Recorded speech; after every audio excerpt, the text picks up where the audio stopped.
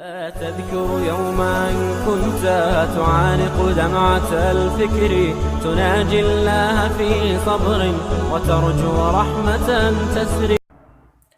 امام اعظم ابو حنیفہ رضی اللہ تعالیٰ عنہ کو ایک منکر خدا نے چیلنج دیا، اگر تم اس دعوے میں سچے ہو کہ واقعی خدا موجود ہے، اسی نے دنیا کو پیدا کیا اور وہی سب کچھ کر رہا ہے، تو مجھ سے مناظرہ کر کے اپنے دعوے کا ثبوت پیش کرو۔ امام اعظم ابو حنیفہ نے منکر خدا کا چیلنج قبول کر لیا۔ مناظرے کے لیے مقام اور وقت مقرر کر کے اعلان عام کر دیا گیا۔ ہزاروں لوگ جمع ہو گئے۔ منکر خدا بھی وقت پر پہنچ گیا، لیکن امام اعظم ابو حنیفہ نہ پہنچے۔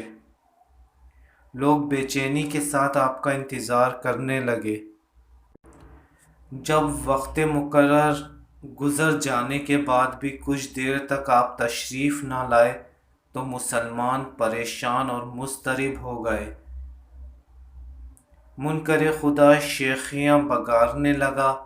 لوگ مایوس ہو کر منتشر ہونے کو ہی تھے کہ آپ تشریف لے آئے۔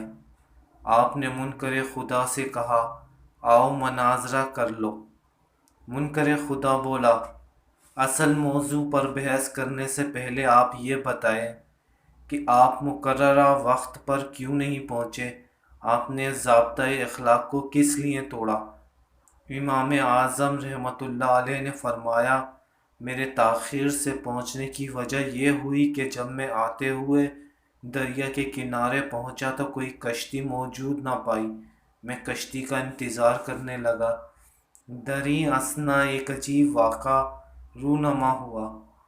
دریا کے کنارے ایک ننھا سا پودا زمین سے نمودار ہوا اور دیکھتے ہی دیکھتے ایک تناور درخت بن گیا۔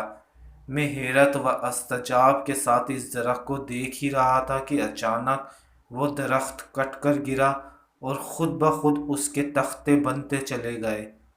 پھر وہ تختے از خود موزوں انداز میں باہم جڑتے گئے اور کہیں سے لوہے کے کیل بھی ہوا میں اڑتے ہوئے آئے اور درختوں میں حسب ضرورت پیوست ہو گئے، اور اس طرح آنن فانن کشتی تیار ہو کر خشکی پر سے چلتی ہوئی اپنے آپ دریا میں اتر گئی۔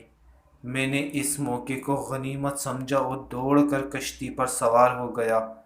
کشتی بغیر ملاح کے چلتی ہوئی دوسرے کنارے پر پہنچی تو میں کشتی سے اتر کر سیدھا یہاں چلا آیا ہوں۔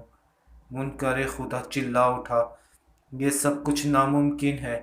آپ کی یہ کہانی سراسر من گھڑت اور خلاف فطرت ہے۔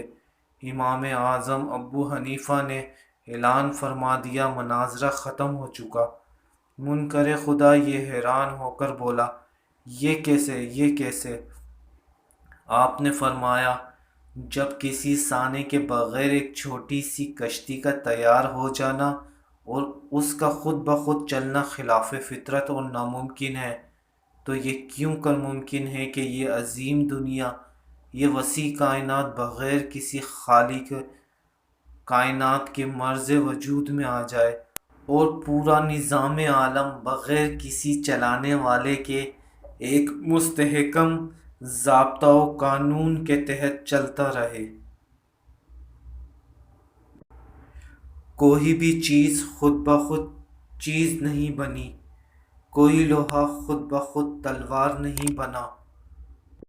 یہ اسباب جو دکھائی دیتے ہیں حجابات ہیں، در حقیقت ہر شے کا فاعل اللہ تعالیٰ ہے۔